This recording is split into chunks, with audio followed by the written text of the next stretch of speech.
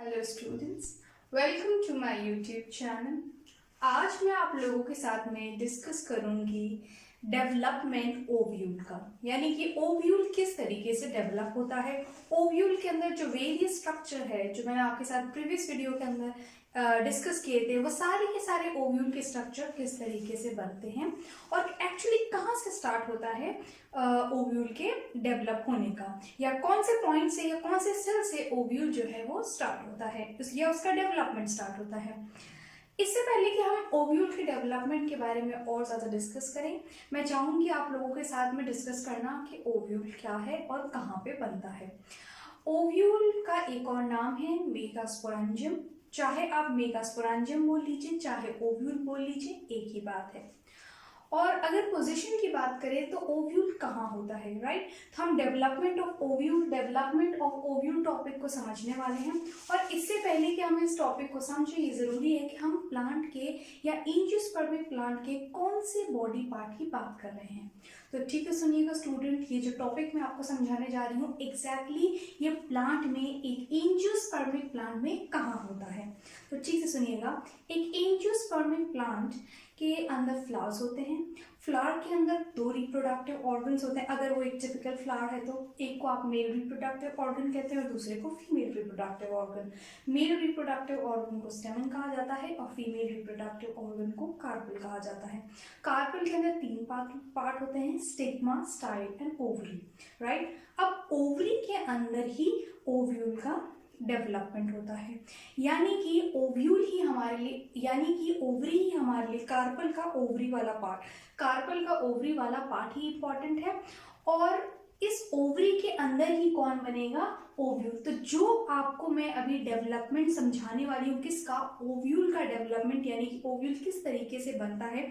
तो ये जो फिनोमिनन है, ये जो प्रोसेस है, ये कहाँ चल रहा है, ये चल रहा है ओवरी के अंदर। और ओवरी किसका पार्ट है, कार्पल का। और कार्पल कौन है, फ्लावर का फीमेल रिप्रोडक्टिव ऑर्गन।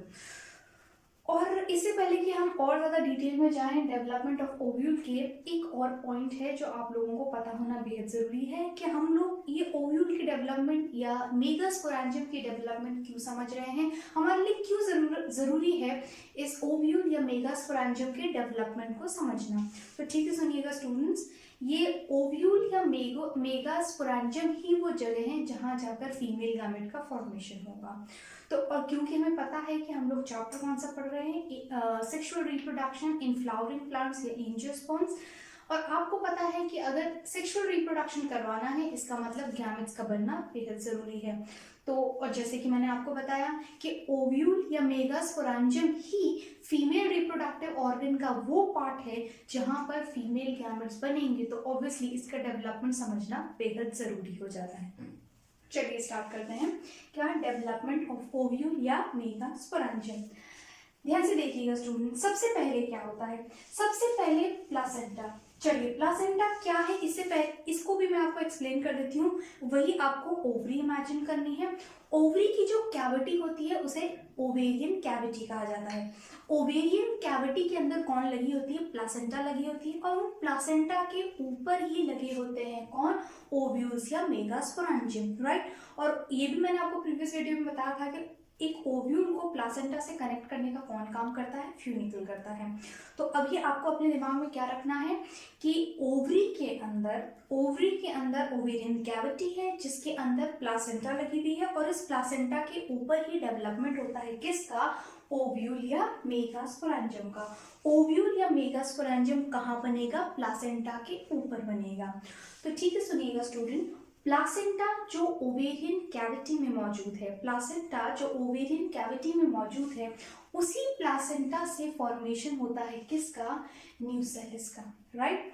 न्यूसेलिस क्या है, देखिएगा, प्लासेंटा जो कि ओवेरियन कैविटी में है, उससे क्या हो रहा है, उस प्लासेंटा से ही न्यूसेलिस डेवलप हो रहा है as a round outgrowth and it is surrounded by epidermis. इसका क्या मतलब है, इसका ये मतलब है कि जो ओवेरियन कैविटी में प्लासेंटा मौजूद है, प्लासेंटा से ही एक सेल, एक राउंडेड स्ट्रक्चर बनता है, राइट। प्लासेंटा की सेल्स ही एक राउंडेड स्ट्रक्चर को प्रोड्यूस करती है, फॉर्म करती है। उस राउंडेड स्ट्रक्चर को क्या नाम दिया जाता है? न्यूसेलिस कहा जाता है।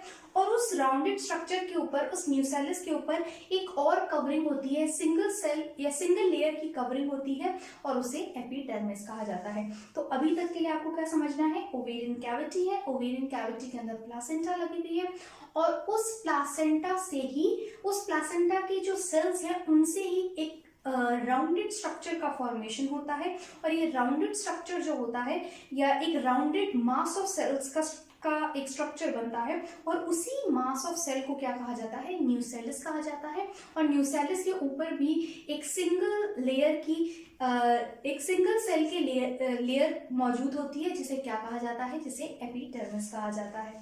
नेक्स्ट देखिएगा, ये आपको मैंने डायग्राम भी बता रखा है कि ये क्या है। ये एक सेल्यूलर मास है जो राउंडेड है शेप में, और ये कहाँ से बना है? ये प्लासेंटा की सेल से बना है, राइट। प्लासेंटा की सेल्स ही आगे जाके इस राउंडेड स्ट्रक्चर का फॉर्मेशन करती है, एक राउंडेड आउटग्रोथ को फॉर्म करती है। कौन? प्लासेंटा की सेल। और उसे क्या कहा जाता है? उसे न्यूसेलिस कहा जाता है। और उसके ऊपर क्या बनी हुई है? एक सिंगल सेल की लेयर बनी हुई है, जिसे एपिडर्मिस कहा जाता है।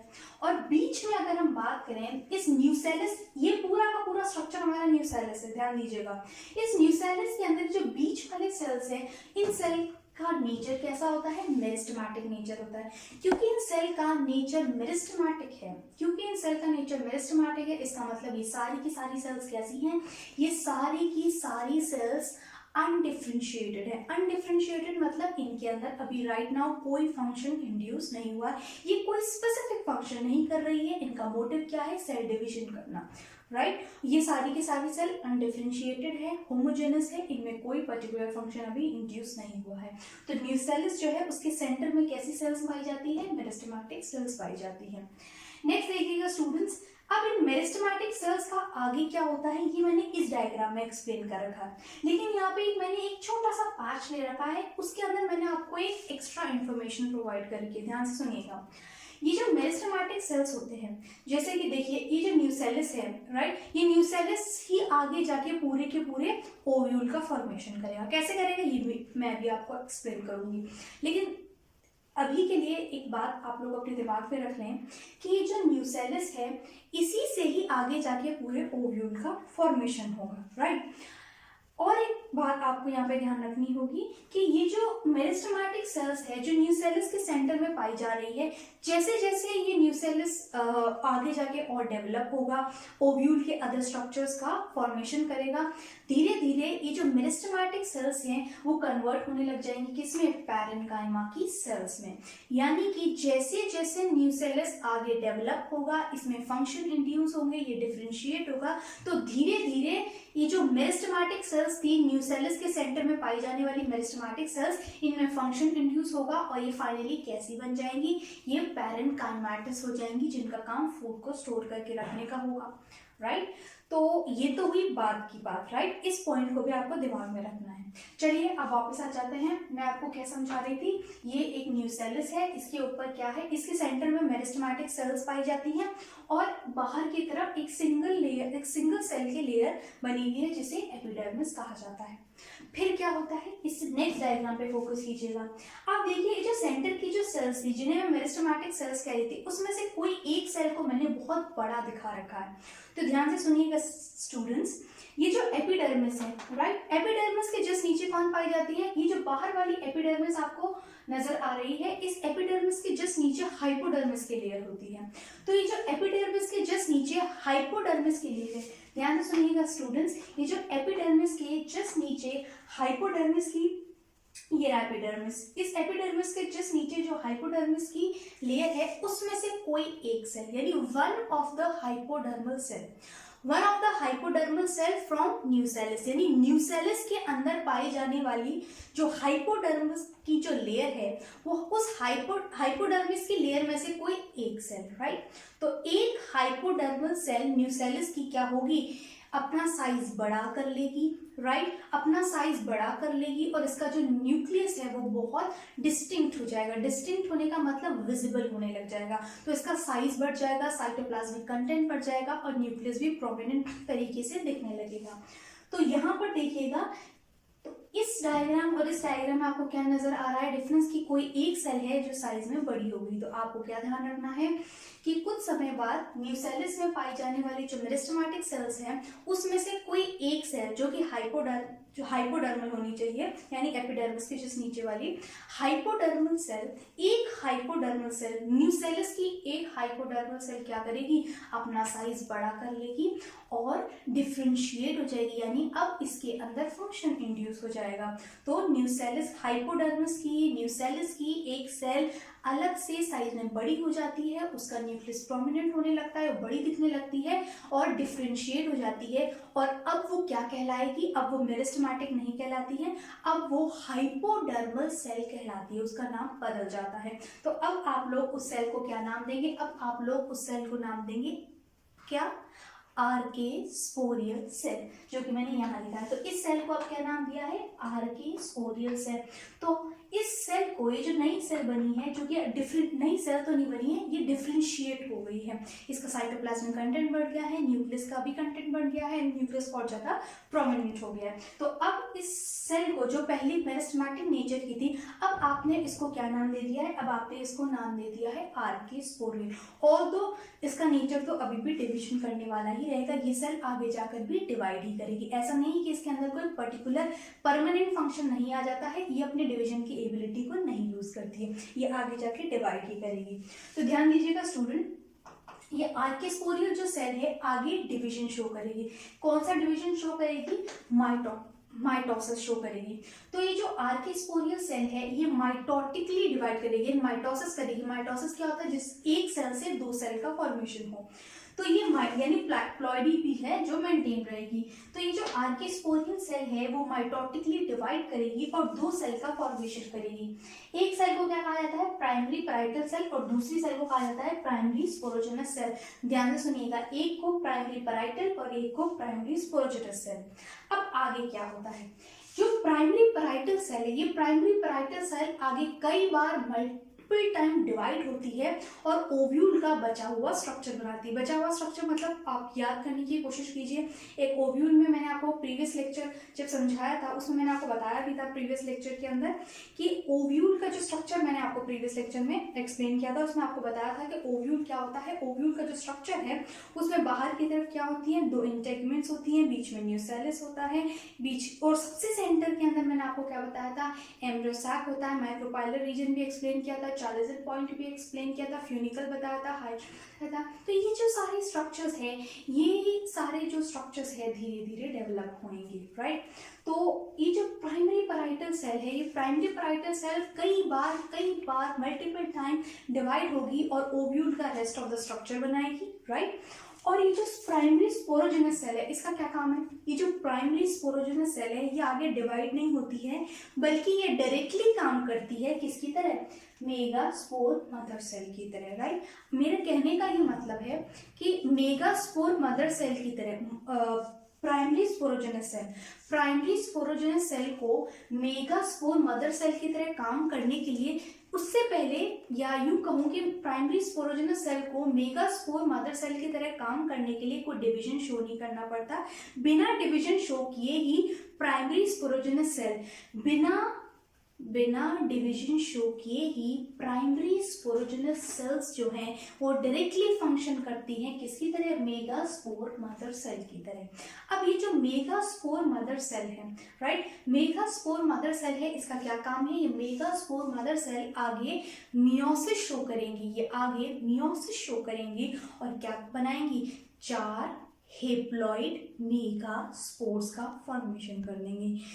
ध्यान दीजिएगा students, I repeat myself, archesporial cell बनी थी, पहले क्या था, न्यूसेलिस के बीच में मेरिस्टेमेटिक सेल्स थी, इनमें से कोई एक सेल जो कि हाइपोडर्मल है, न्यूसेलिस की एक हाइपोडर्मल की सेल क्या करेगी, अपने आप को डिफ्रेंशिएट करेगी, न्यूक्लियस उसका प्रोमिनेंट हो जाएगा, साइटोप्लाज्म का कंटेंट बढ़ जाएगा, साइज में बड़ी हो जाएगी। अब वो क्या कहलाई जाएगी, archesporial cell.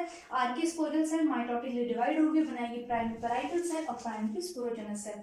Primary parietal cell आगे जाके किसका फॉर्मेशन करेंगे, बचे हुए ओव्यूल के स्ट्रक्चर का फॉर्मेशन करेंगी। और प्राइमरी स्पोरोजेनस सेल बिना डिवाइड हुए ही डायरेक्टली काम करेगी किसकी तरह, मेगास्पोर मदर सेल की तरह। और ये मेगास्पोर मदर सेल ही आगे जाके क्या बनाएंगी, megaspore mother cell meiosis show करेंगी और आगे जाके 4 हेप्लॉइड मेगास्पोर्स का फॉर्मेशन करेंगी। ये जो मेगास्पोर्स होंगी फिर आगे जाके किसका फॉर्मेशन करेंगी, फीमेल गेमेटोफाइट का। और उस फीमेल गेमेटोफाइट में ही आगे जाके कौन बनेगी, फीमेल गैमेट बनेगी। तो ये तो पूरा हुआ क्या, डेवलपमेंट ऑफ ओव्यूल, जो कि हमने यहाँ से स्टार्ट किया था। और आपको इस तरीके से इसे रीड करना है। इसमें एक दो चीजें हैं जो मैं आपको बीच में बताना चाहती हूँ। यहाँ देखिएगा, एक बार मैं आपको फिर से रिवाइज करवा देती हूँ। यहाँ मैंने क्या लिखा है, प्लासेंटा। प्लासेंटा कहाँ पाई जाती है, ओवेरियन कैविटी में। प्लासेंटा जो है, प्लासेंटा के ऊपर ही क्या बनता है, एक राउंड आउटग्रोथ प्रोड्यूस होती है। प्लासेंटा के ऊपर एक राउंड आउटग्रोथ प्रोड्यूस होती है, जिसके ऊपर एक एपिडर्मिस की एक लेयर भी होती है। और उस आउटग्रोथ को, उस राउंडेड स्ट्रक्चर को जिसके ऊपर एक एपिडर्मिस की लेयर भी लगी हुई, उसे न्यूसेलस कहते हैं। तो nucellus develops as a round outgrowth and surrounded by epidermis. उसके बाद मैंने आपको स्ट्रक्चर दिखा दिया था। यहाँ मैंने क्या लिखा है, ये मेरिस्टेमेटिक सेल्स है जो न्यूसेलस के सेंटर में पाई जाती है। ये मेरिस्टेमेटिक सेल्स फाइनली जाके पैरेन्काइमेटस सेल्स में कन्वर्ट जाती है, जो कि बाद में होता है। लेकिन फिलहाल आपको क्या ध्यान रखना था, ये जो मेरिस्टेमेटिक सेल्स है इनमें से कोई एक मेरिस्टेमेटिक सेल क्या होगी, एनी वन, यहाँ ध्यान दीजिएगा, वो यहाँ क्या लिखा मैंने, वन हाइपोडर्मल सेल डिफरेंशिएट। तो ये कंडीशन आपको कहाँ से माननी है, यहाँ से। ये वाली कंडीशन थी जिसके अंदर न्यूसेलस के बीच में क्या थी, मेरिस्टेमेटिक सेल्स थी। और ये जो मेरिस्टेमेटिक सेल्स है उसके बाद में आपको ये वाला पॉइंट लेना है कि वन हाइपोडर्मल सेल डिफरेंशिएट, यानी इसमें से एक हाइपोडर्मिस की सेल डिफरेंशिएट होगी और क्या बनाएगी, आर्किस्पोरियल सेल। देखिएगा स्टूडेंट्स, ये जो आर्किस्पोरियल सेल है, ये आर्किस्पोरियल सेल आगे माइटोटिकली डिवाइड करती है, माइटोसिस होता है इनके अंदर। और एक आपको पता ही है माइटोसिस होना यानी कि एक सेल से दो सेल बनना। तो यहाँ पे ये जो आर्किस्पोरियल सेल है वो आगे जाके क्या बनाएगी, एक प्राइमरी पैराइटल सेल और दूसरी सेल का क्या नाम है, प्राइमरी स्पोरोजेनस सेल। तो यहाँ मैंने क्या लिखा है, प्राइमरी स्पोरोजेनस, और इधर लिखा है primary parietal cell. Primary sporogenous cell के बारे में मैंने क्या लिखा है, primary sporogenous cell directly act as, यानी बिना किसी डिवीजन के ही directly act as megaspore mother cell. यहाँ ध्यान दीजिएगा स्टूडेंट्स, यहाँ मैंने एक और लाइन लिखी है, उसमें लिखा है एट माइक्रोपाइलर एंड, यानी कि क्या मतलब है इसका, ये जो मेगास्पोर मदर सेल है, मेगास्पोर मदर सेल का फॉर्मेशन कहाँ हो रहा है, माइक्रोपाइलर एंड पर। और ये माइक्रोपाइलर एंड किसका है, ओव्यूल का है, राइट। यानी कि जब ये मेगास्पोर मदर सेल बन रही होगी, इसका मतलब तब तक ओव्यूल का डेवलपमेंट हो चुका होगा, यानी कि ओव्यूल के अंदर अब चाइल्जियल पोल और माइक्रोपाइलर पोल जो है अब तक बन चुके होंगे। और किसकी मदद से, ये प्राइमरी पैराइटल सेल। ये प्राइमरी पैराइटल सेल कई बार डिवाइड होकर पूरे ओव्यूल के स्ट्रक्चर का फॉर्मेशन कर देती है और उसमें चाइल्जियल और माइक्रोपाइलर एंड भी तब तक डेवलप हो जाते हैं।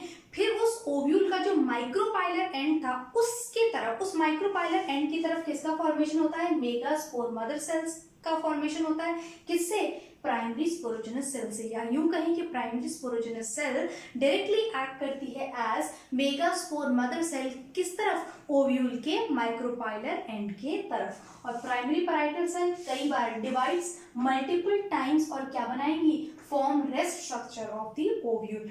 ये वाला जो काम है ये पहले हो जाता है और उसके बाद में ये वाला होता है। या यूं कहें कि ओव्यूल का स्ट्रक्चर ऑलमोस्ट बन चुका होता है, उसमें चाइल्जियल और माइक्रोपाइलर एंड भी बन चुके होते हैं, तभी ये megaspore mother cell micropylar end या जिस तरफ माइक्रोपाइल बनना है उस तरफ वो फॉर्म हो जाती है। आई होप आपको ये डेवलपमेंट ओव्यूल का समझ आया हो। मैं चाहूंगी आप लोग, ये तो फीमेल का पार्ट है, राइट, आपको भी पता है। इससे पहले कि मैं वीडियो एंड करूं, मैं आपको थोड़ा सा रिवीजन करवा देना चाहती हूँ मेल पार्ट का भी। तो क्योंकि देखिए ओव्यूल, ताकि आप लोगों को याद रखने में भी आसानी होगी, और जब क्वेश्चन आप लोग करेंगे तब आप कंफ्यूज ना हो मेल और फीमेल पार्ट में। तो ओव्यूल का एक और नाम मैंने क्या बताया था आपको, ओव्यूल को मेगास्पोरेंजियम भी कहते हैं। उसी तरीके से फीमेल में कौन काम करता है, जैसे मेगा वर्ड फीमेल के लिए, तो उसी तरीके से माइक्रोस्पोरेंजियम वर्ड पोलन सैक के लिए यूज किया था, जो कि एंथर में होता है, राइट। तो फीमेल में तो क्या होता है, मेगास्पोरेंजियम होती है जिसे ओव्यूल कहा जाता है। मेल में माइक्रोस्पोरेंजिया होती है या माइक्रोस्पोरेंजियम होता है, या फिर जिसे पोलन सैक भी कहा जाता है। तो ध्यान दीजिएगा, आप यहाँ पे डिफरेंस इसके अंदर समझ सकते हैं कि ये जो प्राइमरी स्पोरोजेनस सेल है, राइट। अच्छा, ये भी एक डिफरेंस है, इससे पहले भी एक डिफरेंस आता है मेल और फीमेल वाले पार्ट में। वहां अगर आपको एंथर का डेवलपमेंट, मैंने बहुत पहले एक वीडियो बनाई थी जिसमें आपको ये बताया था, अगर आप लोगों को याद नहीं होता एक बार उसे खोल के देख लीजिएगा, जहाँ पे एंथर का डेवलपमेंट इस हेडिंग से बता रखा है। तो एंथर का जब डेवलपमेंट हो रहा था तो उस समय यहाँ पर देखो, यहाँ पर तो बस एक ही आर्केस्पोरियल सेल बनती हुई दिखाई हुई है। उस समय एंथर का जब डेवलपमेंट हो रहा था तब एक से अधिक आर्केस्पोरियल सेल बनी थी। तो ये तो पहला डिफरेंस हुआ, यहाँ पर एक ही आर्केस्पोरियल सेल बन रही है। और दूसरा डिफरेंस आप यहाँ पे देखोगे, यहाँ पे आप क्या देखोगे, वहां पर एंथर में क्या था, प्राइमरी स्पोरोजेनस सेल डिवाइड होने के बाद में माइक्रोस्पोर मदर सेल की तरह काम कर रही थी, लेकिन यहाँ पर प्राइमरी स्पोरोजेनस सेल डायरेक्टली काम कर रही है as a megaspore mother cell, जो आगे जाके मियोसिस शो करेगी। माइक्रोस्पोर्स का मेगास्पोर मदर सेल आगे जाके मियोसिस करेगी और मेगास्पोर्स का फॉर्मेशन करेगी, और ये मेगास्पोर्स ही आगे जाके फीमेल गैमेटोफाइट यानी कि एम्ब्रायो सैक का फॉर्मेशन करेंगे, जिसके अंदर किसका फॉर्मेशन होगा, फीमेल गैमेट का। आई होप स्टूडेंट्स आपको ये डेवलपमेंट ऑफ ओव्यूल या मेगास्पोरेंजियम समझ आया। Thank you.